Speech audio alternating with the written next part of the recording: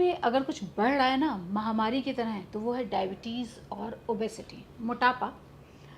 20 से 79 साल के 7 करोड़ 49 लाख लोग डायबिटीज़ के मरीज़ हैं, और ऐसा अनुमान लगाया गया है, सरकार कह रही है कि आने वाले 2045 तक करीब 12 करोड़ 49 लाख लोग जो है वो डायबिटीज़ के पेशेंट होंगे। पता है स्थिति क्या है? स्थिति ये है कि डॉक्टर चीख चीख कर, मुझे 20 साल हो रहे हैं, कोई ऐसा डॉक्टर नहीं मिला जो वो बार बार आगाह कर रहा है। हर एज ग्रुप को आगाह करता है, लेकिन हम नज़रअंदाज किए जा रहे हैं। और उसका नतीजा ये है कि भारत के हर तीसरे घर में एक डायबिटीज़ का पेशेंट है। और इसी डायबिटीज़ को कैसे कंट्रोल किया जाए, किन चीज़ों से हम अपने लाइफस्टाइल, बदलते लाइफस्टाइल की बहुत बात हो रही है, लेकिन लाइफस्टाइल को कैसे बदलें। हर कोई जिम में है, लेकिन हर बंदा बीमार होता जा रहा है। वो कैसे बीमार हो रहा है, वो क्या कर रहा है, ऐसी छोटी छोटी बातों को जो आम जिंदगी से जुड़ी हैं, इसके लिए हम आए हैं एम्स। और हमारे साथ हैं डॉक्टर नवल विक्रम, जो हमें बताएंगे कि किस तरह से हम इसे कंट्रोल कर सकते हैं। और उन्होंने बहुत सारी डिमांड्स भी की हैं। उन्होंने कहा है कि एंटीबायोटिक बंद कर दो, प्रिस्क्रिप्शन ना आए तो एंटीबायोटिक ना दो। ऐसी बहुत सारी बातें, बहुत सारे रिसर्च पेपर्स इनके हैं। सर ये मुझे 20 साल हो रहे हैं लगभग, और आपको तो शायद उससे ज़्यादा। आप लोग हर पेशेंट को एक ही तरह की बातें बता रहे हैं कि डायबिटीज़ कंट्रोल कीजिए, लेकिन उनके घर में भी हेरिडिटरी कहिए, जेनेटिक्स कहिए, लेकिन या नहीं भी है तो भी डायबिटीज़ के मरीज़ बहुत बढ़ रहे हैं। क्या वजह है इसकी? डायबिटीज़ बढ़ने की इसका कारण ये है कि हमारे जो पिछले 10 से 20 सालों में खान पान में बहुत फ़र्क पड़ा है। शहरों में तो पड़ा ही पड़ा है, गांव वगैरह में भी अब इस चीज़ का असर जो है, जो हम कहते हैं वेस्टर्न डाइट जो हम कहते हैं, वो उसका तो शहरों में, अब अर्बन एरिया शहरों में देखिए कि पका के खाने का जो है, वो पका के खाने का जो प्रचलन है वो कम होता जा रहा है। भूख लगी है, पकाने का कुछ मन नहीं है, स्विगी जोमेटो सब कुछ है, आपने घर बैठे अपने सोफे पे मंगा लिया, आ गया, आपने खा लिया। ये तो सिंगल फैमिलीज की, सिंगल ये हर तरह की फैमिली का। अच्छा, okay. शहरों में, अर्बन एरियाज में हर तरह की फैमिली में होता है ये, चाहे जॉइंट हो या सिंगल हो, न्यूक्लियर फैमिली हो, जिस तरह हो। और सिंगल तो लोग रहते हैं उनमें तो सबसे ज़्यादा होता है, वो कुक नहीं कर सकते, मगर जो कर सकते हैं वहाँ भी इस तरह की चीज़ें देखी जाती हैं। तो ये एक कारण है। पहले आपको अगर खाना पकाना है तो आप बाज़ार जाएंगे, सामान लेंगे, दाल सब्ज़ी सारी चीज़ें लेके फिर पका के फिर खाते थे।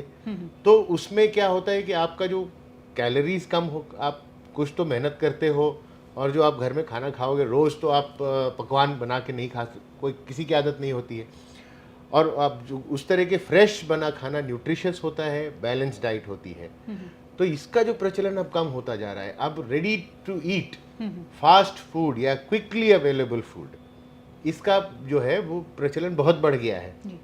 और जितने भी खासतौर से जो फास्ट फूड होते हैं, जो आप बस इमीडिएटली आपको 5-10, आप जाइए 5-10 मिनट में पका के दे देते हैं, तो ऐसा तो कोई खाना नहीं होता 5-10 मिनट में आपको एकदम से मिल जाए। खाना आप सब्ज़ी काटेंगे, दाल भिगोएंगे, फिर आप खाना बनाएंगे, पकाएंगे, उसमें समय लगता है। मगर आज इस समय लोगों की फास्ट लाइफ इतनी हो गई कि उस चीज़ का इंतज़ार नहीं है लोगों को। बस मंगाया, जो जैसे बर्गर है, बन और सब डाला, क्विकली आपको 5 मिनट में, आप मैकडोनल्ड में जाइए, आप कुछ भी ऑर्डर करिए, 5 मिनट में आपके पास बर्गर आ जाता है, या किसी भी बर्गर जॉइंट में जाइए फॉर दैट मैटर। तो फास्ट फूड जो होता है उसमें एक तो कैलोरी ज़्यादा होती हैं। एक छोटा सा बर्गर 600-700 कैलोरी का होता है, जो आपका एक समय के खाने की कैलोरीज के बराबर होता है। और उसको लोग एज ए स्नैक लेते हैं, क्योंकि एक बर्गर, छोटे से बर्गर पे कोई रुकता नहीं है। वो तो एज ए शाम को चाय के साथ 5 बजे मन कर रहा है कुछ खाने का, चलो बर्गर खा लेते। मगर ये रियलाइज़ नहीं करते कि वो कैलोरीज जो है, आपने 600 कैलोरीज ले ली, जो आपके एक डिनर की कैलोरी के बराबर होती है, जिसमें 4 चपाती होती है, दाल होती है, दाल सब्जी चपाती, उसमें 600 कैलोरी होती है। ये आपने एक छोटे से बर्गर में ले ली। उसके बाद आपका डिनर भी होगा, आप करेंगे, क्योंकि ये आपकी भूख को कम नहीं करता है। ये सिर्फ आपके टेस्ट को, थोड़ा सा टेस्ट अच्छा लगता है, और मगर ये आपकी भूख, जो हंगर, सटाइटी होती है, उसको नहीं करता है। क्यों? क्योंकि इसमें सिर्फ कार्बोहाइड्रेट होता है, मेनली सॉल्ट ज़्यादा होता है, और जो ड्रिंक्स आप साथ में वो जैसे कुछ सोडा ये सब लेते हैं उसमें शुगर होता है। तो हाई फैट, सॉल्ट और शुगर, ये 3 चीज़ें होती हैं प्रिजर्व्ड फूड या रेडी टू ईट या फास्ट फूड में, ये 3 चीज़ें ज़्यादा होती हैं। ये जो 3 चीज़ें होती हैं ये आपको और खाने की क्रेविंग बढ़ाती हैं जी। खाने के बाद जो आपको संतुष्टि होती है वो नहीं प्राप्त होती। ये आपकी इनटेक की क्रेविंग को और बढ़ाते हैं। कभी भी एक बर्गर खाने के बाद आप कहोगे मेरा भर गया पेट, कैसा कभी होता नहीं। कहेंगे हमें और खाना है, हमें फ्राइज़ भी चाहिए, हमें कोक भी चाहिए। मगर आप अगर 3 रोटी खा लो, दाल खा लो, सब्जी खा लो, तो आप कहोगे बस अब मुझे नहीं खाना। तो जो संतुष्टि खाने के बाद होती है वो इन चीज़ों से नहीं होती है। यही एक फ़र्क है कि ये जो इनटेक बढ़ गया है शहरों में तो बहुत बढ़ गया है, अब धीरे धीरे इसका असर है वो गांव में भी चलता चला जा रहा है।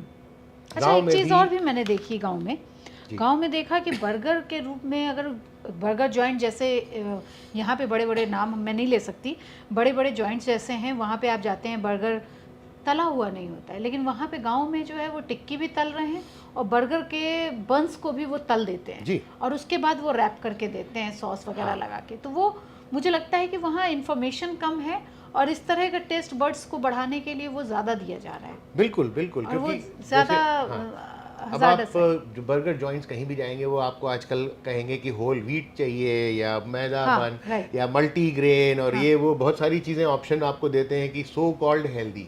हाँ जी। मगर वो हेल्दी नहीं है, उसमें सिर्फ आपने आटा या वो कुछ बदला है, मगर बाकी तो चीज़ें वही हैं। उसका जैसे गांव में चले जाएं वो उतना सोफिस्टिकेशन में नहीं होता है, छोटा सा कोई अपना बना के खोल के बैठा होता है, रेडी पे बैठा होता है, वो सारी चीज़ें फ्राई करके आपको दे रहा होता है। अब आप कहेंगे कि एक फ्राइड किसी भी चीज़ को आप फ्राई कर दो टेस्टी तो हो ही जाती है, मगर उसके साथ उसकी कैलोरीज भी बढ़ जाती हैं। तो वो लोग उसको चाट की तरह खाते हैं जी, जैसे चाट या स्नैक टाइम चाय के साथ खा लिया। तो वो सब चीज़ें जो हैं वो गांव वगैरह में भी इन सब चीज़ों का प्रचलन काफ़ी बढ़ता चला जा रहा है। तो ये जो खाने की शैली है, खाने की आदतें हैं, वो शहरों में तो काफ़ी हैं और गांव में भी धीरे धीरे बढ़ रही हैं। अच्छा, एक सवाल आपके इस मल्टीग्रेन वाले से मेरे अंदर आया कि ये जो जितनी भी मल्टीग्रेन ब्रेड्स आ रही हैं या जो भी चीज़ें आ रही हैं, आप मोटे अनाज को छोड़ दें या आटा को छोड़ दें, तो क्या ये सचमुच हेल्पफुल हैं या सिर्फ ये एक भ्रम है या मार्केटिंग गिमिक है? जैसे ब्रेड आ गई, मल्टीग्रेन ब्रेड्स आ रही हैं, गेहूं के अलग आ रही है, और मैदे वाली तो हम लोग बचपन से खाते रहे थे जिसको कि हटा दिया है। मतलब मार्केट में वो थोड़ा कम हो रहा है जैसे जैसे लोग जागरूक हो रहे हैं, लेकिन ये उतना भी अच्छा है क्या जो ये मल्टीग्रेन? अब देखिए कि इसमें कहते हैं कि मल्टीग्रेन है, हमने बड़े सारे ग्रेन्स डाले हैं, अब उसमें क्या प्रोपोर्शन है, एग्जैक्टली कितना प्रोपोर्शन डाला हुआ है, क्या है, ये तो किसी को पता नहीं है। मार्केटिंग हो जाती है मल्टीग्रेन के नाम से। अब किस हद तक है, अब उसको किया जाए तो मल्टीग्रेन अगर वाकई में है तो मैदा से तो बेहतर है, मगर फिर भी कैलोरीज तो वो उसमें भी हैं। अच्छा, ये बताइए डॉक्टर साहब, हम लोग के खाने में हमेशा से जो हमारा प्राचीन पूरा खाना चलता चला रहा है उसमें दालचीनी, मेथी, सौंफ, जीरा, अजवाइन, ये सारी चीज़ें ऐसी थी कि कहा जाता था कि ये है आपके हेल्थ को भी मेंटेन करके रखती है। और अब एलोपैथ भी उसकी तरफ मर्ज हो रहा है और उस पर ध्यान दे रहा है। बहुत सारी रिसर्च ऐसी आई हैं जिसमें डॉक्टर्स जो हैं वो खाने से पहले दालचीनी के पाउडर को फाँकने के लिए कहते हैं, कहीं पे वो मेथी का पानी पीने के लिए कहते हैं, और कई अपने देश में ही कई राज्य ऐसे हैं जहाँ पे खाने के बाद आपको जीरे का पानी या मेथी का पानी सर्व किया जाता है। क्या ये सारी चीज़ें वो मैटर करती हैं? क्या ये आपके हेल्थ के लिए अच्छी हैं? नहीं, बिल्कुल। जो हमारी प्राचीन खाने का तरीका था जिसमें सारे मसाले इस्तेमाल होते थे, तो ये कहीं ना कहीं ये जो मसाले हैं ये खाली टेस्ट को बढ़ाने के लिए नहीं होते, इनकी काफ़ी हेल्थ बेनिफिट्स होते हैं। ये तो प्रूवन रिसर्च है, कोई इसमें शक नहीं है। अब जैसे आप मेथी का ही लीजिए, मेथी पाउडर लीजिए, मेथी पाउडर का काफ़ी रिसर्च है कि वो डायबिटीज़ में हेल्पफुल रहती है, पेट की गड़बड़ी को ठीक करने के लिए हेल्पफुल रहती है, इस पर तो रिसर्च है बिल्कुल। और दालचीनी का पाउडर लेने से ये मॉडर्न अभी रिसेंट रिसर्च है, साइंटिफिक पेपर पब्लिश है कि ये जो दालचीनी है, सिनेमन जिसे कहते हैं, उसका पाउडर लेने से सर्टेन अमाउंट दिन में 3 बार शुगर को नीचे लाया जा सकता है और भी चीज़ें इंप्रूव होती हैं। तो ये जो चीज़ें जो हमारे पुराने आयुर्वेद और इन सब चीज़ों में मेंशन है, उनका कुछ का साइंटिफिक प्रूफ भी है।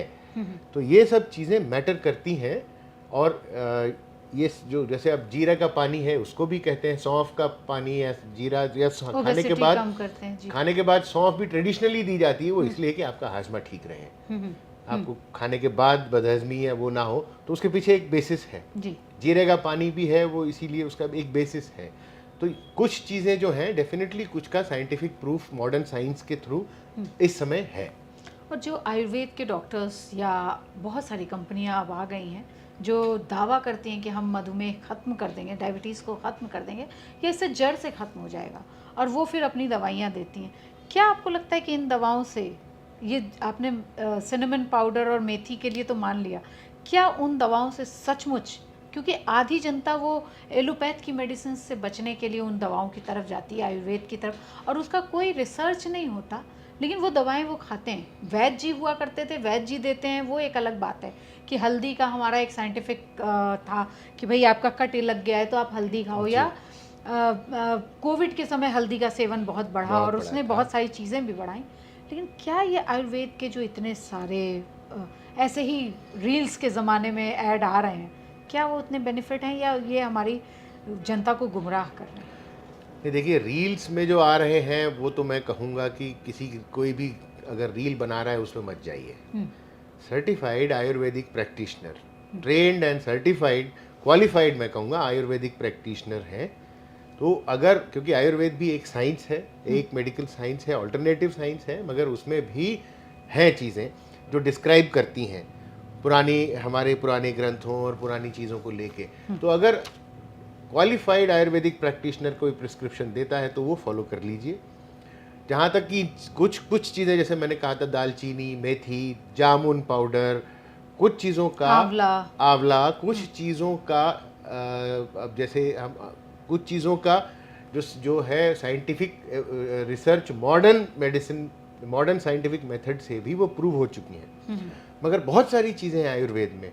अब क्योंकि वो मेरी स्पेशलिटी नहीं है तो मैं उसके बारे में ये नहीं कहूँगा कि वो बेनिफिशियल होती हैं या नहीं होती हैं।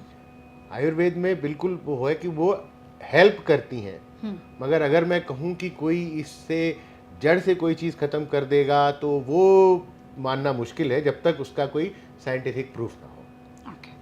अच्छा डॉक्टर साहब, एक बार हम लोगों की बात हो रही थी, एक दवा आई सेमाग्लूटाइड, जिसने एक दवा बनाई ओजेम्पिक। उस दवा से कहा गया कि वो जिसको भी वो संजीवनी की तरह आई, जो मोटापा भी कम करती है और डायबिटीज़ भी ख़त्म करती है। और वो थोड़ी महंगी है इसलिए क्योंकि डायबिटीज़ की दवाएं तो ऐसे भी थोड़ी एक्सपेंसिव होती हैं। भारत में अभी तक लॉन्च नहीं हुई, लेकिन क्या वो सचमुच आने वाले समय में जिस तरह से ये महामारी की तरह हम लोग बढ़ रहे हैं, हमारा देश, वो बेनिफिशियल होगी वो दवा? जी बिल्कुल। जो सीमाग्लूटाइड ओजेम्पिक जो है वो बाहर अवेलेबल है, इंजेक्शन फॉर्म में है, और उसी का भारत में वो ओरल फॉर्म में अवेलेबल है, रिबेल्सिस। तो ये जो दवाई जब शुरू हुई थी, जिसका जो इजाद किया गया था, तो वो डायबिटीज़ के लिए सबसे पहले इसका इजाद हुआ था, डायबिटीज़ में इस्तेमाल करने के लिए। डायबिटीज़ में इस्तेमाल करने के बाद देखा गया कि इसका तो वज़न पे भी काफ़ी अच्छा असर पड़ता है, वज़न कम होता है। फिर ये रिसर्च हुई कि क्यों ना इसको वज़न कम करने के लिए ख़ास तौर से इस्तेमाल किया जाए। फिर जो क्लिनिकल ट्रायल्स या स्टडीज़ हुई, फिर उसमें देखा गया कि ये वज़न पे बहुत अच्छा असर होता है। तो वो अब पहले सिर्फ डायबिटीज़ के लिए अप्रूव हुई, फिर उसके बाद ये वज़न कम करने के लिए भी अप्रूव हुई। तो ये धीरे धीरे इस तरह से, फिर एक सीमाग्लूटाइड जो है वो है, अब उसके बाद वो सीमाग्लूटाइड एक रिसेप्टर पे एक्ट करती है। अब दूसरी दवाइयाँ आ रही जो 2 पे एक्ट करती हैं और 3 पे एक्ट करती हैं, और भी कई सारी इस ग्रुप में। तो इस तरफ वज़न कम करने के लिए, क्योंकि मोटापा सब जगह की प्रॉब्लम है और वो एक मेजर प्रॉब्लम है जी। तो वो इस फील्ड में, क्योंकि डायबिटीज़ कंट्रोल करने के लिए बहुत सारी दवाइयाँ हैं, मगर मोटापे के लिए बहुत सारी दवाइयाँ नहीं हैं जो जिनका काफ़ी अच्छा वो असर हो। तो सीमाग्लूटाइड का फ़ायदा ये होता है कि एक तो वो आपकी शुगर को कंट्रोल करती है, दूसरा ये आपके वज़न को भी कम करती है। कैसे करती है? जब ये लेने के बाद आपको ज़्यादा देर तक जो है वो फुलनेस महसूस होती है। आप खाएंगे मगर आपको फुलनेस थोड़ा लंबे समय तक महसूस होगी, क्योंकि ये आपके ये आंतों के जो मूवमेंट होता है उसको स्लो कर देती है। ओके। क्योंकि जितना फास्ट मूवमेंट होगा उतनी जल्दी खाना पच जाएगा और आपको भूख फुलनेस लगेगी। का मतलब है भूख न लगना, मतलब पेट आपका भरा भरा सा लगेगा। हाँ, जी। तो वो ज़्यादा देर तक आपको भरा भरा लगेगा, तो उस तरह से आप कम खाएंगे। दूसरा है, इसका असर ब्रेन पे भी होता है। ब्रेन पे असर एक्ट करके ये आपकी भूख को भी कम करती है। तो दो तरह से इसका असर होता है, एक फुलनेस या ज़्यादा देर तक भूख ना लगना, और दूसरा एज सच आपका भूख कम करना। तो अगर ये दोनों चीज़ें कम करती है तो इसका इसीलिए वजन पे इसका सबसे बेहतर इफेक्ट होता है, और वो शुगर को भी कम करती है। तो क्या आने वाले समय में अगर ये मेडिसिन थोड़ी सस्ती हो जाती है तो ये जो महामारी की तरह हम बढ़ रहे हैं, क्या उसमें कुछ रोकथाम हो सकेगी? नहीं, रोकथाम तो हो सकती है, मगर मोटापा और शुगर के लिए अगर हम कहें कि हम कुछ ना करें, खाली सीमाग्लूटाइड या खाली इस दवाई की तरफ देखें, तो वो बिल्कुल अनुचित होगा। क्योंकि सबसे पहले हमें अपनी डाइट सुधारनी है। और डाइट में क्या क्या अगर हमें अगर मोटापे से बचना है या डायबिटीज से बचना है, तो हमें अपनी डाइट सुधारनी है। डाइट में आपको यही चीज़ें, जैसे मैंने पहले कहा है कि high sugar, high fat, high salt, 3 चीज़ों का आप कंट्रोल करें। बैलेंस डाइट, जिसमें उचित मात्रा में आपके ग्रेन्स हों, उचित मात्रा में आपकी सब्जियां हों, उचित मात्रा में आपके फल हों, और उचित मात्रा में तेल हो। ये उचित मात्रा क्या है सर? एप्रोप्रिएट जो है, जो 1 चम्मच 2 चम्मच तेल का 3 अगर चम्मच। किसी को देखा जाए, दिन में आपके लिए 15 से 15 ml तक तेल पर पर्सन पर डे काफ़ी है। ठीक है। अगर हम चलो 20 ml भी मान लें, सो 20 ml का मतलब एक इंसान के लिए 600 ml तेल काफ़ी है एक महीने के लिए। और एक फैमिली में अगर 4 लोग हैं तो 600 into 4 आप 2 से 2.5 लीटर से ज़्यादा लगना नहीं चाहिए। वो होगा उचित, ठीक है ना जी। सॉल्ट जो हम कहते हैं, दिन में सॉल्ट जो आपका 1 चम्मच से ज़्यादा सॉल्ट की ज़रूरत नहीं होनी चाहिए, 5 से 6 ग्राम ओके। सॉल्ट। सोडियम तो 2-2.5 ग्राम से ज़्यादा नहीं होना चाहिए। सॉल्ट 5 ग्राम से 6 ग्राम से ज़्यादा पर डे सॉल्ट ज़रूरत नहीं होनी चाहिए। और शुगर का ये है कि आपका शुगर इनटेक जो होना चाहिए, नॉर्मल आप जैसे चीज़ों में वो होता है, चाय में थोड़ा चम्मच ले ली, आधा चम्मच या 1 चम्मच चीनी हो गई, चाय आपने एक दिन में अगर 1 या 2 बार पी ली या 3 बार पी ली, उससे कोई नुकसान नहीं है। हाँ, अगर आप दिन में 10-15 बार पीते हैं और हर बार आप 2 चम्मच चीनी डाल के पीते हैं तो गड़बड़ है। और जैसे खाने का है, खाने में जो एक मेजर जो बैलेंस डाइट हम कहते हैं, 50 से 55% कार्बोहाइड्रेट ज़रूरी है बॉडी के लिए। तो ये कैसे नापें हमारे दर्शक कि हम जो ये खा रहे हैं इसमें इतना ये देखिए, आप दर्शक जो है अपने हिसाब से आप अपना जो रोज़मर्रा की डाइट ले रहे हैं, आप देखिए बड़े सारे ऐप भी होंगे जी, आप किसी पे डाल के हर देखिए। किसी के पास स्मार्टफोन। हाँ, स्मार्टफोन में आप ऐप में डालिए मैंने सुबह ये खाया, वो आपको बता देगा पूरे दिन में आपने कितना कार्बोहाइड्रेट, कितना प्रोटीन, कितना फैट खाया। और अगर आप उसको बिलीव ना करें तो क्वालिफाइड एक न्यूट्रिशनिस्ट या डाइटिशियन से आप संपर्क करें और वो आपको बताएगी, और वो आपको सलाह भी दे देगी कि अगर आपका है तो 50 से 55% कार्बोहाइड्रेट और आप 20 से 25% प्रोटीन लीजिए। अब उसमें बचता है 30%, 30 से 55 और 20 75% हो गया, 25% आपका बचता है फैट। तो फैट को आप 30% से कम रखिए पर डे इनटेक, और अगर आपको मोटापा या कुछ है तो उससे भी और कम रखिए। और उसमें जो सैचुरेटेड फैट होता है वो 7% से नीचे होना चाहिए। ये बहुत ज़रूरी है सर कि सैचुरेटेड फैट के बारे में बताया जाए कि वो कैसे पहचाने कि हम जो ये ले रहे हैं ये जहर है। एक सिंपल, सबसे एक जो मैं लोगों को बताता हूँ सिंपल तरीका है, जो फैट आपको दिख रहा है विजिबल फैट, उसको अवॉइड करिए खाने में। वो क्या है? आप हर खाने में कहीं ना कहीं तो आप लेंगे, ऊपर से घी लेते हैं, तेल वेल तो सब जगह है, जो आपको दिख रहा है कि फैट है, जो ये सब्जी अगर तेल में तैर रही है मत लीजिए। जैसे आप शाही पनीर या कुछ भी कोई डिश है, अगर वो आप देख रहे हैं कि ऊपर तेल तैर रहा है ना, तो उसको अवॉइड करिए। विजिबल फैट, जैसे आपने रोटी ली उसके ऊपर घी लगाया तो घी है विजिबल फैट, उसको अवॉइड करिए। और जो भी वो फैट होता है जो रूम टेम्परेचर पे जम जाता है वो ठीक नहीं। उसको बहुत ही कम मात्रा में लीजिए, है ना। जैसे तेल होते हैं आपके जितने भी कुकिंग ऑयल्स होते हैं, हाँ, इस पे भी एक बड़ी बहस है। रूम टेम्परेचर पे हमेशा लिक्विड फॉर्म में होते हैं। हाँ। और आप घी रखें रूम टेम्परेचर पे जम जाता है, और जो बटर होता है रूम टेम्परेचर पे जमा होता है ना जी। तो वो जो जनरली रूम टेम्परेचर उसमें जो सॉलिड होता है, या उसको थोड़ा सा कूल करें तो वो सॉलिड हो जाता है। अगर आप कुकिंग ऑयल को फ्रिज में रखोगे वो ठंडा, वो जमेगा नहीं, वैसे ही रहेगा। घी जम जाता है, सब जो चीज़ें जम जाती हैं वो फैट जो है उसमें सैचुरेटेड की मात्रा ज़्यादा होती है, उसको कम से कम अवॉइड करिए जितना हो सके। एक और सवाल फिर आपके इस सवाल के इस जवाब के बाद आया, वो 5 तेल या वो 5 एडिबल ऑयल कौन से हैं जो हमें डेली अपने खान पान में शामिल करना चाहिए? देखिए, कोई भी ऑयल 100% आइडियल या परफेक्ट नहीं है। जनरली उसमें ये होता है कि mono unsaturated fat, poly unsaturated fat, अलग अलग तरह के फैटी एसिड होते हैं। इनका कॉम्बिनेशन किस ऑयल में, हर एक ऑयल में अलग अलग है। तो जो एक प्रोपोर्शन, जो आइडियल प्रोपोर्शन होता है ओमेगा 3 ओमेगा 6 फैटी एसिड्स का, वो हर एक तेल में अलग है। जो लगभग अच्छे तेल जो माना जाता है आइडियल के close to ideal but not ideal, जो होता है ऑलिव ऑयल, जो बहुत महंगा है, वो हर एक के लिए रोज़मर्रा इस्तेमाल करने अफोर्ड नहीं कर सकते हैं। प्लस वो इंडियन कुकिंग के लिए ठीक भी नहीं है। इंडियन कुकिंग जो होती है उसमें फ्राइंग हीटिंग ज़्यादा होता है ना, तो वो जो है वो नहीं, उसके लिए ऑलिव ऑयल ठीक नहीं है।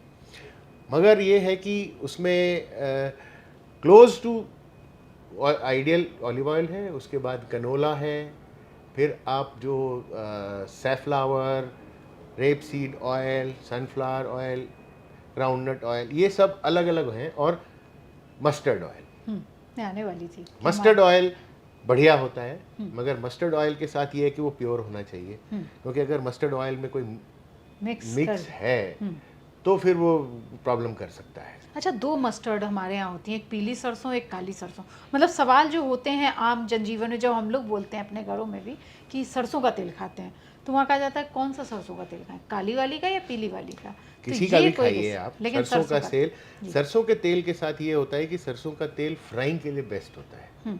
अगर आपको फ्राई करना है, क्योंकि फ्राइंग प्रोसेस में टेम्परेचर बहुत हाई जाता है क्विकली, तो उस प्रोसेस में जो है वो ट्रांस फैटी एसिड ज़्यादा बनते हैं जितना ज़्यादा आप फ्राई करेंगे। तो फ्राइंग के लिए सरसों बेहतर है। बाकी जो यूजुअल कुकिंग के लिए बाकी आप ऑयल यूज़ कर सकते हो, और बेहतर तो ये होता है कि आप फ्राइंग के लिए सरसों यूज़ करिए, नॉर्मल कुकिंग के लिए दूसरा यूज़ करिए, और ऑयल्स को रोटेट करिए, बदलते रहिए, तो वो एक बढ़िया होता है। एक ही तरह का ऑयल बजाय हमेशा खाने के आप ऑयल्स को रोटेट करिए, तो वो भी ठीक है। उससे भी आपका जो प्रोपोर्शन है वो आइडियल मिल जाता है। और घी की बात हो रही थी जी, तो हम लोगों के घर में देशी घी बहुत लोग निकालते हैं, बहुत मार्केट में भी, और हम लोग हमारे यहाँ तो बड़े बुजुर्ग कहते रहे हैं दूध देशी घी ना खाया तो क्या खाया। तो ऐसे में जब ये बीमारी इतनी तेज़ी से बढ़ रही है, तो दूध देशी घी का क्या करें? देसी घी जो है उसके फ़ायदे बहुत हैं, काफ़ी उसमें रिसर्च हुई है, उसमें फ़ायदे भी हैं, मगर है वो फैट तो है ही।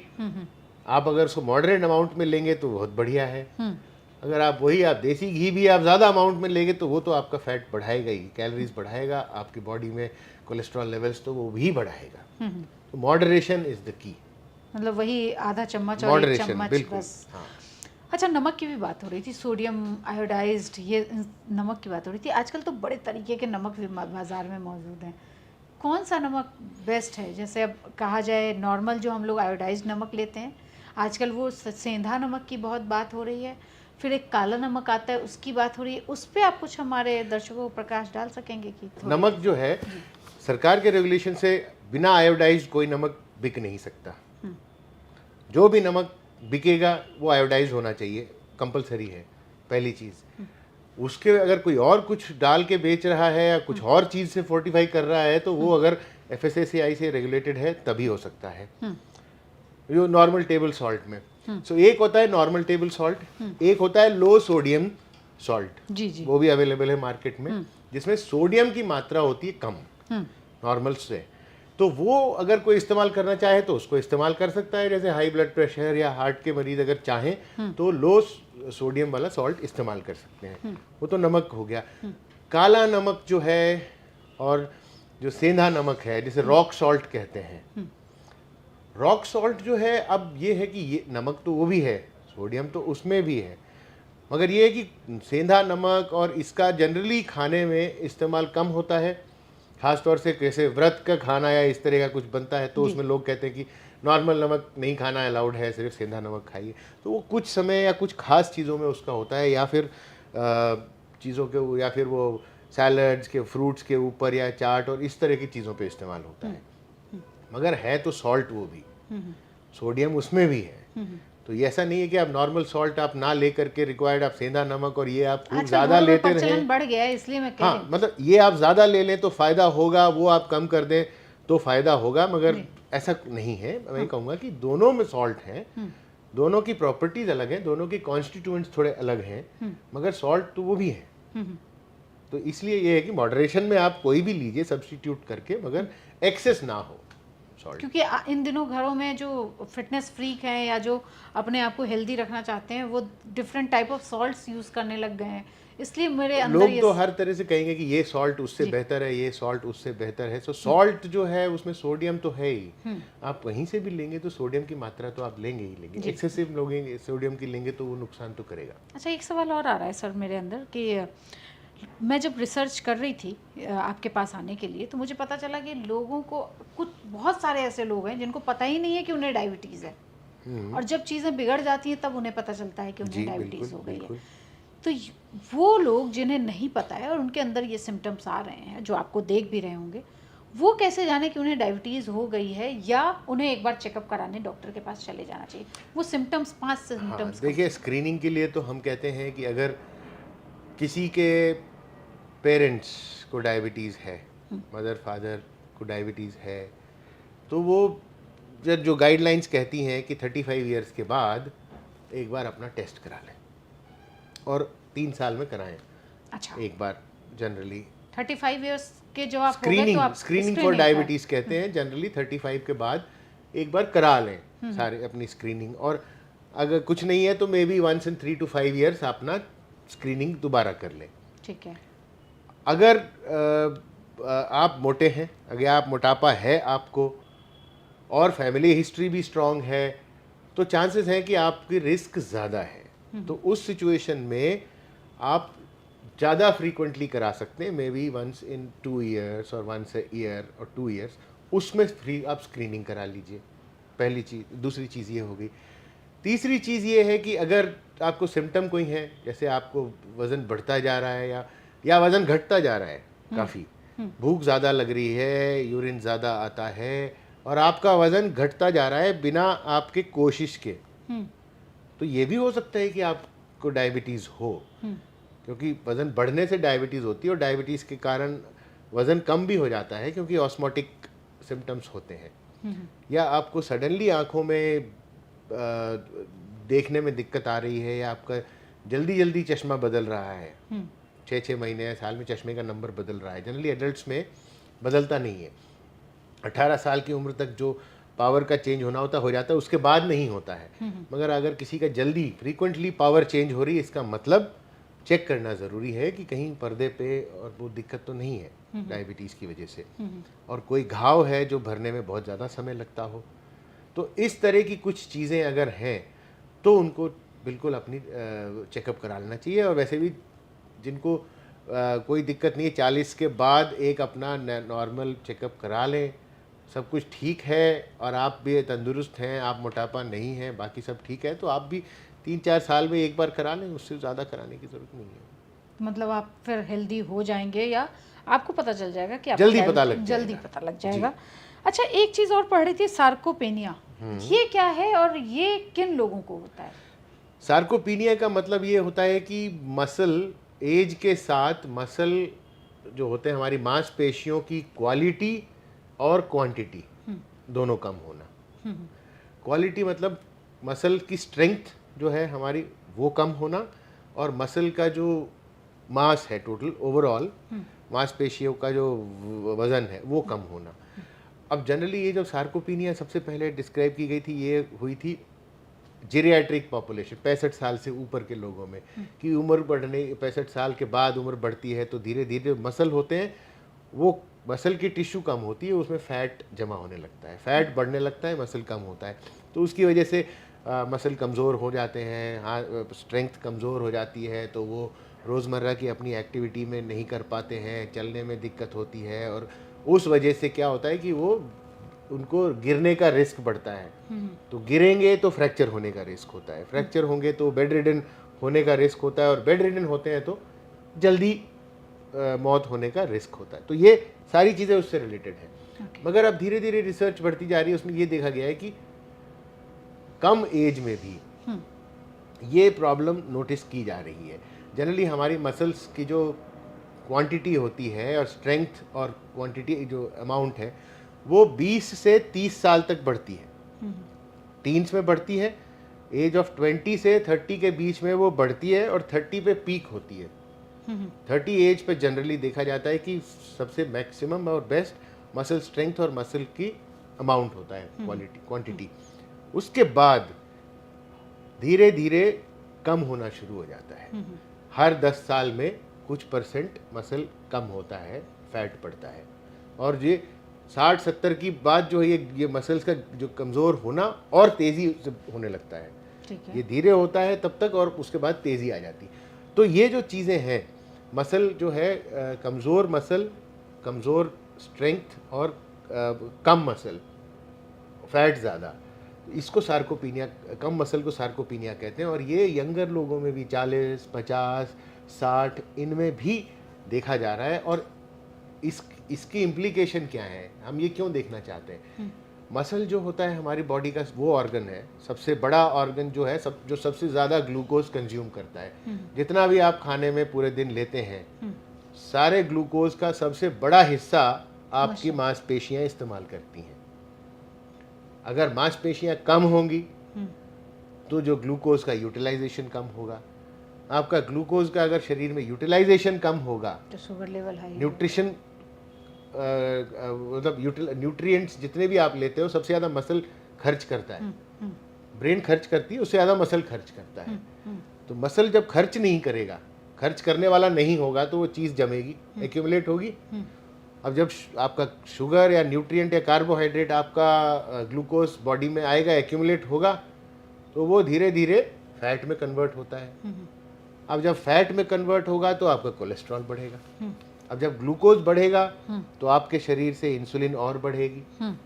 एक लेवल आपकी शरीर में पैनक्रियास, शरीर की एक लिमिट होती है, वो इंसुलिन बढ़ाएगी कंट्रोल करने के लिए, मगर एक समय आएगा जबकि जो जितना इंसुलिन बन रहा है शरीर में वो कम पड़ जाएगा, और तब शुगर शूट अप हो जाएगा, और तब डायबिटीज़ होगी। तो ये इस चीज़ से लिंक्ड है कि जो आपका न्यूट्रिएंट को जब कोई इस्तेमाल नहीं करने वाला होगा तो न्यूट्रिएंट जो है वो दूसरी तरफ जाके जमा कर होंगे, लिवर में जमा होंगे, लिवर में फैट हो जाएगा। बाकी आपके जो हर जगह फैट टिश्यू तो शरीर में बहुत जगह होती है, तो जो लिपिड्स होते हैं वो सारे इकट्ठे होना शुरू हो जाएंगे। वो धीरे धीरे लिपिड्स जो है आपके ब्लड वेसल में इकट्ठा होना शुरू हो जाएंगे, तो वो फिर वो एथेरोस्क्लेरोसिस होता है। तो वो इसीलिए मसल्स बहुत ज़रूरी हैं, और एक्टिव रखना मसल्स को बहुत ज़रूरी, ताकि वो जितना आप खाते हैं पूरे दिन में उसका एक मेजर या बड़ा हिस्सा मसल इस्तेमाल कर सकें अपने लिए। तो ये बात तो अभी तक सामने नहीं आई थी कि मसल्स कितनी ज़रूरी हैं। मतलब ये जो लोग जिम में जाके बॉडी बनाते हैं या मसल्स बनाते हैं, वो क्यों बनती है, ये अब हमारे दर्शकों को पता चल गया कि उससे आप हेल्दी भी रहते हैं, क्योंकि आपका खाया हुआ सब वो मसल्स आपकी इस्तेमाल करती हैं। 5 ऐसी चीज़ें हों जिसको करके आप डायबिटीज़ से बच सकते हैं। एक्सरसाइज तो सभी बोलते हैं कि 30 से 45 मिनट की एक्सरसाइज हर दिन हो या हफ्ते में 5 दिन हो, वो बहुत ज़रूरी है। इसके अलावा हम क्या करें? नहीं, एक्सरसाइज के बारे में तो मैं कहूँगा 45 मिनट से 1 घंटा। अच्छा, 30 से 45 तो कम भागदौड़ वाली तो जिंदगी में लोग नहीं, आप 45 मिनट से 1 घंटा करिए, डिवाइड करिए, आधा सुबह आधा घंटा शाम को। अच्छा, या 20 मिनट सुबह, 20 मिनट दोपहर, 20 मिनट शाम को, आप जैसे करिए 60 मिनट करिए। और अपनी जो भी जिंदगी है, जो भी आप करते हैं, उसमें आप एक्सरसाइज के लिए अलग एक स्लॉट बनाइए। क्योंकि आप कहेंगे मैं तो भागता रहता हूँ इधर से उधर, मगर फिर भी मेरा वजन बढ़ रहा है, फिर भी मेरी शुगर कंट्रोल नहीं है, वो ऐसे होता नहीं है। आप एक्सरसाइज के लिए एक स्लॉट डेडिकेट करिए। वो डेडिकेट करने का मतलब ये है कि आप अपने आप को डिसिप्लिन कर रहे हैं। तो अपने आप को डिसिप्लिन करने की पहला स्टेप है एक्सरसाइज के लिए समय डेडिकेट करना। जिस तरह आप ब्रश करते हो, नाश्ता करते वो हो, डेडिकेट करिए आप एक्सरसाइज के लिए समय को डेडिकेट करिए। आधा घंटा से शुरू करके बढ़ाते रहिए, मगर फिक्स रखिए। उस समय आप कुछ नहीं करेंगे, मोबाइल कुछ नहीं, आप सिर्फ एक्सरसाइज करेंगे। सबसे पहली शुरुआत वो है। तो एक्सरसाइज, अब एक्सरसाइज में लोग कहते हैं जॉगिंग करेंगे, ट्रेडमिल पे भागेंगे, सब कुछ करिए जो आप कर सकते हो। आपके पास स्विमिंग पूल का एक्सेस है, आप स्विमिंग करिए, साइकिलिंग स्टेशनरी वो करिए, जॉगिंग ट्रेडमिल है तो वो करिए, आप जो मर्जी करिए। मगर उसके साथ साथ हफ्ते में कम से कम 3 बार अपने मसल को स्ट्रेंथन करने वाली एक्सरसाइज भी करिए। वो बहुत ज़रूरी है, क्योंकि मसल स्ट्रेंथन करना, जैसा मैंने बताया कि मांसपेशियों की इम्पोर्टेंस क्या है, तो मसल को जब तक आप स्ट्रेंथ में रखोगे तो उससे बहुत चीज़ें इंप्रूव होती हैं। तो आप करने के लिए, अगर आप जिम जाना चाहो तो वेट ट्रेनिंग कर सकते हो। अब ये नहीं कि आप, अगर वो आपको मसल बिल्डअप करने तो अलग तरह की एक्सरसाइज होती हैं, हैवी वेट करिए। अगर आपको मसल बिल्ड नहीं करने, स्ट्रेंथन करने हैं, तो उसके लिए आप लाइट वेट से शुरू करिए, और इसके लिए आप एक क्वालिफाइड ट्रेनर से ही आप संपर्क करिए। वो आप अगर कर सकते हैं करिए, नहीं तो इलास्टिक के बैंड आते हैं, इलास्टिक बैंड होते हैं, उससे भी आप करके, बेसिकली वही होगी, रेजिस्टेंस होती है, आप करिए, उससे आप कर सकते हैं। तीसरी चीज़, अगर आप कोई भी इक्विपमेंट ना यूज़ करें तो सबसे अपनी बॉडी को वेट बना के उसके अगेंस्ट यूज़ कर सकते हैं। जैसे आप पुशअप्स कर सकते हैं। पुशअप में क्या होता है, आपका बॉडी वेट होती है, आप उसको उसी को उठाते हैं, वो भी एक मसल्स को आपके स्ट्रेंथन करती है। वॉल के अगेंस्ट पुशअप कर सकते हैं। सिमिलरली पैरों के लिए भी कर सकते हैं। तो वो भी एक ट्रेनर, जो कोई अगर एक फिजियोथेरेपिस्ट या ट्रेनर है, वो आपको बता सकता है, विदाउट इक्विपमेंट, विद इक्विपमेंट, जो भी आप एक्सेस जो आप कर सकते हो उसके हिसाब से करिए। कम से कम हफ्ते में 3 दिन 20 मिनट एक बार में। तो ये करना ज़रूरी है। तो एक्सरसाइज का पार्ट हो गया। उसके साथ बहुत ज़रूरी है, सबसे पहले और सबसे इम्पोर्टेंट चीज़ तो डाइट है। डाइट का आप ध्यान रखिए। कोशिश ये करिए कि आप कुक्ड फूड जितना आप खा सकें वो रखिए चॉइस। हम सब की ज़िंदगी बहुत फास्ट है, कभी ना कभी ऐसा होता है कि हमारे पास समय नहीं है, मगर कोशिश करिए कि खाने के लिए भी समय डेडिकेट करिए। कम से कम 20-25 मिनट आप डेडिकेट करिए, जिसमें आप बैठ के चबा के तसल्ली से खाना खा सकें। ये नहीं कि आपने लिया बिना चबाए बस आप निगलते जा रहे हैं और उसमें जो मिल जाए आप खा लेते हैं। उसको अवॉइड करके proper cooked balanced food as much as possible. खासतौर से अब घर में हो तब, बाहर हमारी चीज़ें कंट्रोल में नहीं होती हैं, हमें क्या मिल रहा है। क्या हो सकता है अपने घर का, जो घर की थाली होती है, घर की थाली में कौन सी दाल इम्पोर्टेंट है? अरहर की दाल, आप कोई भी दाल लीजिए, वो अपनी चॉइस से लीजिए आप। जी, लेकिन सभी दाल आप अपनी चॉइस की लीजिए। ऐसा कुछ नहीं है अरहर की दाल मूंग की दाल से अच्छी है या चने की दाल से अच्छी है या उर्द की दाल। आपको जो चॉइस है, आपका जो आपका ट्रेडिशन है। अगर आप साउथ इंडियन है तो जो आपका ट्रेडिशन है, नॉर्थ इंडियन है या आप वो है, आप ईस्ट से हैं या वेस्ट से हैं, कहीं से भी हो, जो आपका वो होता है होम कुक्ड ट्रेडिशनल थाली या फूड, वो आप लीजिए, वो आप खाइए तो बेहतर है। फास्ट फूड जितना अवॉइड करिए। जो चीज़ फास्ट मिलती है वो हमेशा अच्छी नहीं होती। Fast food, majority fast foods are fat foods, they increase that, तो वो अवॉइड करिए जितना हो सके।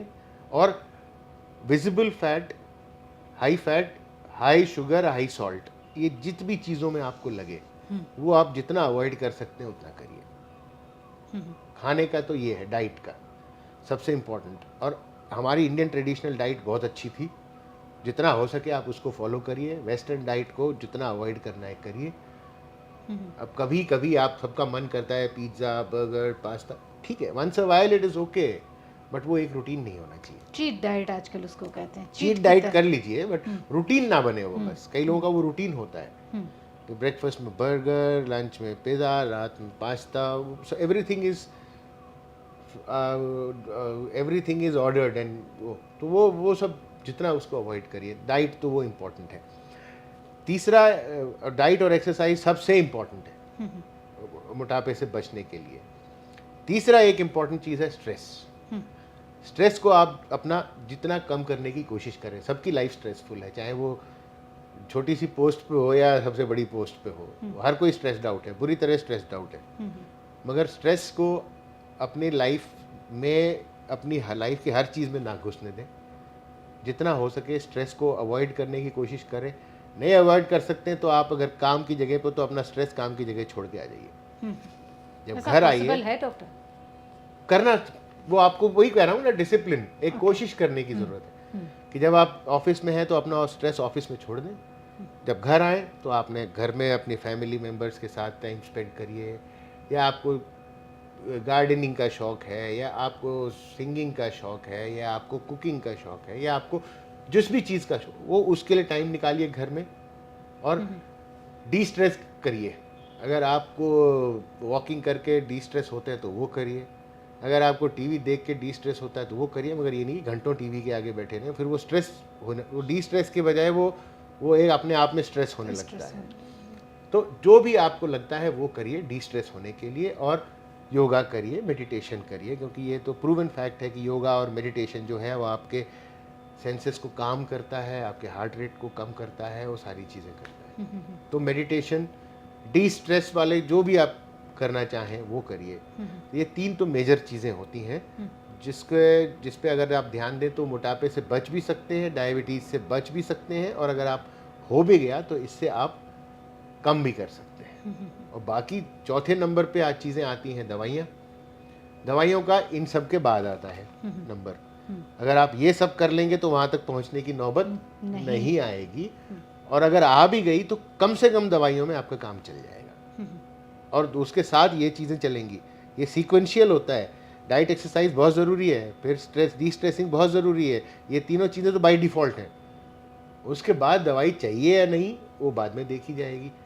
और अगर दवाइयों से भी काम नहीं चलता है, या आपकी हाई डोज और वो सब है, तो फिर 5वां विकल्प होता है सर्जरी। आजकल मोटापे के लिए भी सर्जरी होती है, मेटाबॉलिक एंड बैरियाट्रिक सर्जरी होती है। तो बैरियाट्रिक, वो metabolic surgery, metabolic and bariatric surgery, तो वो नंबर जो होता है वो लास्ट में है। वो एक तरीके से सर्जरी में कहूँगा कि ये आपको फोर्स करने वाली बात है। पहले से हम आपको कह रहे हैं कम खाइए, इस तरह की चीज़ें मत खाइए। अब जब सर्जरी में पेट ही हम काट के 1/4 कर देंगे तो आप कैसे खाओगे? खा ही नहीं सकते। तो वो सर्जरी जो है वो एक तरीका है to force you to follow what you have been told earlier. That is the thing. चलते चलते 2 सवाल और पूछ लें, क्योंकि बच्चे हमारे भविष्य हैं और बच्चों में बहुत तेज़ी से डायबिटीज़ बढ़ रही है और मोटापा भी उसी तेज़ी से बढ़ रहा है। आजकल तो स्कूलों में कहा जा रहा है कि आज हर हफ्ते के मील्स बना दिए गए हैं, लेकिन वो भी कंट्रोल नहीं कर पा रहे हैं बच्चों को। उनके लिए आपकी क्या एडवाइस है? बच्चों के लिए तो मैं ये कहूँगा कि जैसे बच्चों में देखा जाए, छोटे बच्चों में मोटापा होता है तो वो बहुत ही कम, 1% या उससे कम भी जेनेटिक होता है। मगर मेजर चीज़ है जो कॉन्स्टिट्यूशनल ओबेसिटी है, एनवायरनमेंट की वजह से है, आदतों की वजह से है। मेजर तो वो है। बच्चों में बच्चों के घर का एनवायरनमेंट, अगर पेरेंट्स ही रोज़ आपका ऑर्डर करके खा रहे हैं तो बच्चा कहाँ तक रेजिस्ट करेगा? बच्चे आजकल रूम से, सोफे से बाहर नहीं निकलना चाहते। पहली चीज़ डाइट, बच्चों में अच्छी डाइट और समय से सोना, ये आदत डाली जाए पेरेंट्स को। और दूसरी चीज़ फिज़िकल एक्टिविटी। स्कूलों में भी आजकल फिज़िकल एक्टिविटी पे अब फिर से एम्फेसिस हो रहा है। पहले तो ये होता कि पीटी पीरियड है तो नहीं, कोई बात नहीं, एक्स्ट्रा क्लास होगी क्योंकि वो सिलेबस कवर करना है। वो नहीं होना। जितना इनकरेज किया जाए उनको ग्राउंड में, पूरे दिन में आधा घंटा कम से कम उनको ग्राउंड में भागने दो, या जिस चीज़ में वो भाग लेना चाहें। तो फिज़िकल एक्टिविटी जो स्कूल में इनकरेज की जाए, घर पे लाएँ, घर पे स्कूल से आके जो करके वो भी किया जाए। ये नहीं कि आते ही पहले आप होमवर्क पे बैठ जाओ, फिर आप कंप्यूटर पे बैठ जाओ, फिर आप टीवी पे बैठ जाओ। वो चीज़ें जितना सेडेंट्री स्क्रीन टाइम कम कर सकें वो ज़रूरी है। फिज़िकल एक्टिविटी बहुत ज़रूरी है। और जो आजकल स्कूलों में ये भी ख्याल एक लेजिस्लेशन भी पास हुआ था कि स्कूलों में फास्ट फूड या जो हार्मफुल फूड है वो अब नहीं दिया जाएगा कैंटीन में। तो ये कुछ हद तक इसका असर पड़ा है। जैसे पहले स्कूलों में समोसे, कचौड़ी, इस तरह की चीज़ें होती थी फास्ट फूड, वो अब अवेलेबल नहीं है, एटलीस्ट दिल्ली के स्कूलों में। और भी कई स्टेट्स ने ये मुहिम चालू करी है, तो जिनका असर पड़ा है। सो डाइट घर पे बहुत ज़रूरी है। फिज़िकल एक्टिविटी जो स्कूल में और घर पे, और वो घर पे पेरेंट्स का, स्कूल में टीचर्स का, और अवेलेबिलिटी इस तरह की ना हो उनको, जो स्कूल में एनवायरनमेंट फूड का है वो थोड़ा सा हेल्दी किया जाए। तो ये जो 3 मेजर चीज़ें हैं, और बाकी ये है कि जल्दी से ही उन्हें एटलीस्ट अवेयरनेस पेरेंट्स को दी जाए कि ये बच्चा हेल्दी नहीं है, ये मोटा है, इसको मोटापा है। हाँ, क्योंकि हमारे यहाँ तो बच्चे हमारे यहाँ गोलू-मोलू बच्चे हों अगर थोड़े चब्बी होते हैं तो बोलते हैं हाँ हेल्दी है, खाते पीते घर का है। मगर ये उनको रियलाइज़ करना पड़े, ज़रूरी है कि ये अगर आप चब्बी कह रहे हैं, अगर उसको मोटापा है, तो ये आगे जा कर के यंग ओबीज एडल्ट में डेवलप हो सकता है, और फिर सारी प्रॉब्लम जल्दी आएंगी इसको। अगर किसी को डायबिटीज़ 60 पे होनी है तो इसको 35 पे हो सकती है, 40 पे हो सकती है। ये लोगों को ध्यान रखना बहुत ज़रूरी है, ये पेरेंट्स को अवेयर कराना कि मोटा बच्चा हमेशा हेल्दी नहीं है। ये समझना बहुत ज़रूरी है पेरेंट्स के लिए। पेरेंट्स को ये समझना बहुत ज़रूरी है। और अभी आपकी क्या रिसर्च चल रही है जो हमारे आने वाले समय में हमारे दर्शकों के लिए और हमारे मरीजों के लिए फ़ायदेमंद हो? नहीं, हमारी अभी कुछ रिसर्च सार्कोपीनिया पे चल रही है, हमारी लिवर फैट के ऊपर कुछ एक रिसर्च चल रही है। तो जल्दी हो सकता है हमें 1 साल में, 1.5 साल में उसका रिजल्ट्स आने शुरू होंगे, तो वो मैं आपसे फिर। तो अल्कोहल वाले जो फैटी लिवर की बात होती थी अभी तक, अब विदाउट अल्कोहल फैटी लिवर्स की बहुत बात हो हाँ, रही ये है। नॉन अल्कोहलिक फैटी लिवर जो है हाँ, वो भी है। वही मैं, नॉन अल्कोहलिक फैटी लिवर जो है जनरली इसका कारण होता है मोटापा, यही डाइट, ओबेसिटी, इंसुलिन रेजिस्टेंस, यही 3 चीज़ें होती हैं मेजर कॉज उसका। ओके सर, एक एआई बहुत तेज़ी से मेडिकल लाइन में आ रहा है, क्योंकि कहा जा रहा है कि आर्टिफिशियल इंटेलिजेंस जो है वो मेडिकल लाइन में क्रांति ला सकता है, जैसे मीडिया में या किसी और भी सारी जगहों पे। वो कितना डायबिटीज़ को कंट्रोल करने में, क्या वो मदद करेगा? क्या इससे कुछ आप लोगों को फ़ायदा होगा या आम जनता को कुछ एआई फ़ायदा? में देखिए, एआई अब हर फील्ड में आ रहा है, डायबिटीज़ में भी है। जैसे एक है कि आपका ऐप आ गए हैं जिसमें आप उसमें सब फीड करते रहिए डेली का, और वो आपको बताता रहेगा कि आपने ये किया, आपने वो किया, आपने ये आज इतना खाया, आपने नहीं कल इतना खाना, और वो चीज़ें सारी इन्फॉर्मेशन आपको दे सकता है, वो गाइड कर सकता है। तो उससे आपको लगता है कि 49 में जो हम सबसे ज़्यादा वाले जो होने जा रहे हैं पूरी दुनिया में, हेल्प कर सकता है वो, आपको डेफिनेटली हेल्प कर सकता है। उससे मगर ये है कि जब तक एआई तो है, एआई तो हर चीज़ में रेवोल्यूशन ला रहा है, मगर जब तक एक फिजिशियन का टच ना हो उसमें, तब तक खाली एआई बेस्ड चीज़ों पे निर्भर होना मेरे हिसाब से सही नहीं है। लेकिन कहते हैं ना कि एआई आपको, अगर आपने आज जांच कराई, अगर मैं आज जांच करा के जा रही हूँ, तो वो 3 साल बाद मेरे को क्या बीमारी होने वाली है वो भी बता देगा। वो तो सारी जो, देखिए अब वो एआई में सारी चीज़ें होती हैं। जैसे अगर किसी को आज मोटापा है, तो जैसे वो कई सारे क्या कहते हैं वो स्कोर्स होते हैं, जो स्कोर बताएंगे कि 10 ईयर रिस्क कितना है, अगले 10 साल में आपको डायबिटीज़ होने का रिस्क 20% है। और अगले उसमें ये कैलकुलेटर्स होते हैं, आप वेब पे जाएंगे, हर चीज़ का cardiovascular risk calculator, diabetes risk calculator. तो वो एआई जो है वो उससे सारी चीज़ों को देख करके, पैरामीटर्स को ले करके वो बताएगा कि 3 साल में आपको ये इतना हो सकता है, 5 साल में ये हो सकता है। वो एक अनुमान है, और वो अनुमान जो है हम उसको वो एक अनुमान है। अनुमान को आप एक भविष्यवाणी ले करके एकदम सीरियसली ले करके जाना ठीक नहीं है। हाँ, आप अगर उसको समझें कि अगर ऐसा हो सकता है तो आप सचेत हो जाएं, वो ठीक है, मगर कोई ज़रूरी नहीं कि ऐसा ही होगा। जी। वो आपको सिर्फ, ये रिस्क कैलकुलेटर भी यही कहते हैं कि आपका सारा कोलेस्ट्रॉल लेवल, शुगर लेवल डाला, वो कहेगा कि अगले 10 साल में आपको हार्ट डिजीज होने का रिस्क 20% है या 30% है। तो मतलब 10 साल में 30% चांस है कि आपको हार्ट अटैक आएगा। तो वो एक रिस्क बताता है ताकि उससे आप सचेत हो जाएं, और अभी से आप प्रिकॉशन लेना शुरू करें। लेकिन 49 में हम महामारी के रूप में बिल्कुल डिक्लेयर होने जा रहे हैं, ऐसा आपको लग रहा है? अगर अभी से हमने स्टेप्स लेने शुरू कर दिए तो फिर शायद नहीं। तो आज से ही अपनी डाइट को सुधारिए, और अपने आप को हेल्दी रखने के लिए जिम ना जाएं तो सड़क पे ही चलना शुरू करें। और डॉक्टरों की सलाह लें।